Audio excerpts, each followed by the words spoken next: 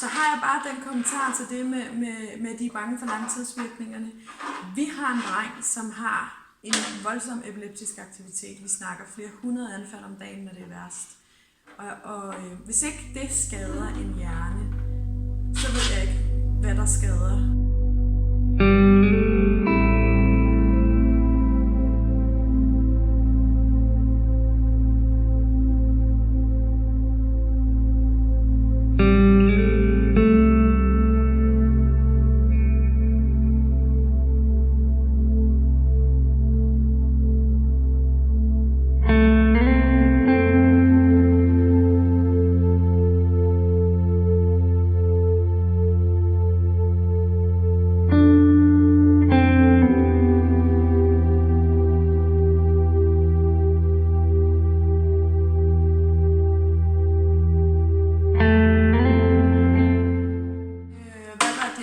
Med epilepsi, da han var lige godt og vel et år gammel.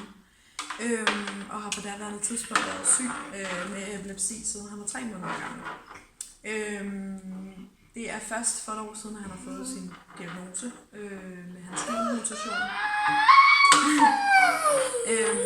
Og er i dag erklæret behandlingsresistent over for medicin. Vi har været igennem i hvert fald 8 typer medicin indtil videre. Har ikke haft nogen sådan særlig gavn af ret mange af dem. Den ene har virket ret godt på Valders toniske anfald, men de er begyndt at komme tilbage nu, så det er ligesom fæset af, og derfor står vi igen i en situation, hvor vi skal starte forfra. Jeg tog kontakt til en tysk neurolog efter anbefaling fra andre danskere med børn med svær epilepsi, og fik en tid hos ham, og når jeg tænker efter, så er det nok 2,5 år siden, at vi var til første konsultation hos ham. Og han kiggede Valder meget nøjsomt efter, og som hver anden læge, og ville gerne vide om alt Valders forhistorie, fødsel og graviditet og alting. Og spurgte til sidst, hvad han kunne hjælpe os med, hvor jeg selv spurgte ind til, om cannabis kunne være en mulighed for Valder. Og der tøvede han ikke et sekund og sagde med det samme. Det var han helt overbevist om, at det ville være en god mulighed at hjælpe Valder den vej rundt. Så vi har været cannabisbehandling siden, og lige nu køber vi produkter direkte fra USA, som så bliver sendt hertil. Og det er det, der har virket allerbedst på Valder. Lige nu bruger vi et fuldspektret oliepræparat, som bliver købt af et firma, der er godkendt i USA til at producere og sælge. Og så bruger vi blandt andet en næsespray, som de har udviklet, som er en rescue spray, som man kan give som en næsepost under anfald for at bryde dem. Når du siger fuldspektret, hvad mener du så? Det kan godt være, at der er nogen, der ikke ved, hvad det betyder. Så er det et kombipræparat, der både indeholder CBD og THC. Da vi så fik forsøgsordning med medicinsk cannabis her i Danmark, som trådte i kraft den 1.1.2018, hvad tænkte du så? Så tænkte jeg, nu var der jo forhåb for, at vi kunne starte forhandlingsforløb i Danmark i stedet for, fordi rent praktisk, så er det rigtig besværligt at have et forløb i udlandet, når ikke det er noget, der er koordineret med de danske sygehus. Så jeg tænkte, yes, nu kan vi starte op i Danmark, men det viser sig jo så, at epilepsipatienter for det første slet ikke er en del af ordningen, og for det andet, så er de jo meget tilbageholdende i forhold til unge under 18.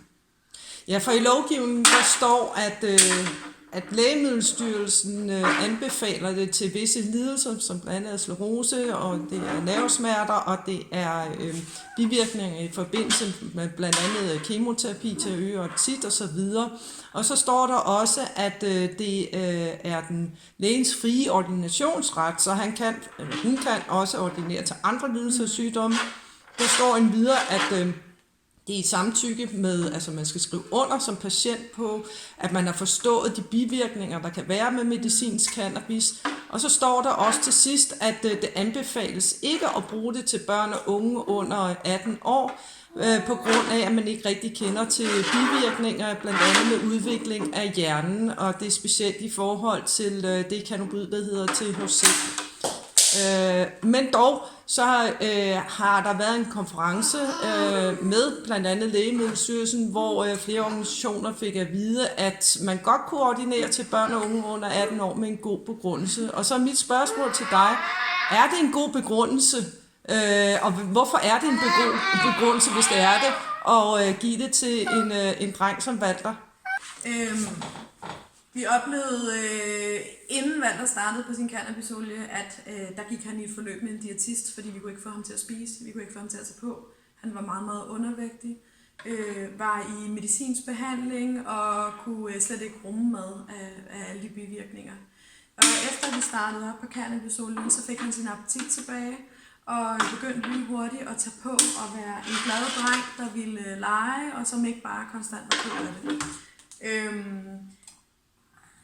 Ydermere,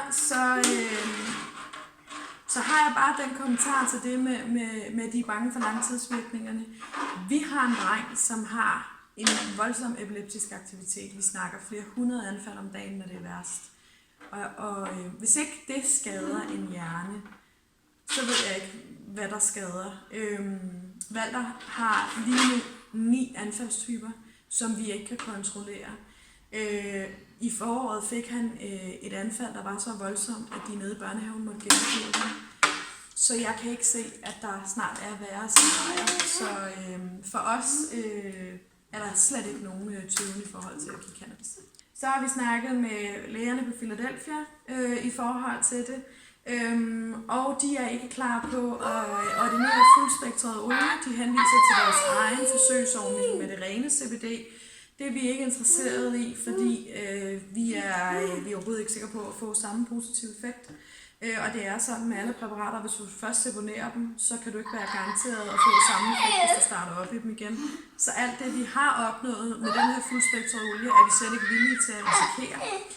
Og så har vi talt med Walters neuropædiater på sygehuset, som også bakker os op, men som igen henviser til specialelægerne. Og vi har endda snakket med dem, det her det var inden forsøgsordningen, og vi har også snakket med dem efter i forhold til Stenocares produkter. Men de vil ikke ordinere det, de henviser til specialelægerne, som jo så heller ikke vil ordinere det.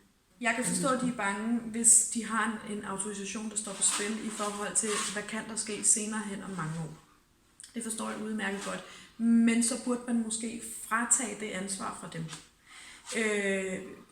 Som vi har snakket om et hav af gange herhjemme på adressen, vi ser hellere, at Walter har gode år nu og her, kontra at blive 80 år gammel og have det rigtig skidt. Og så lever vi jo hele tiden med den risiko, i og med at Walter har epilepsi, at han lige pludselig en dag dør i anfald. Hvis du kunne komme et forsøg her i Danmark, vil I så melde jer til?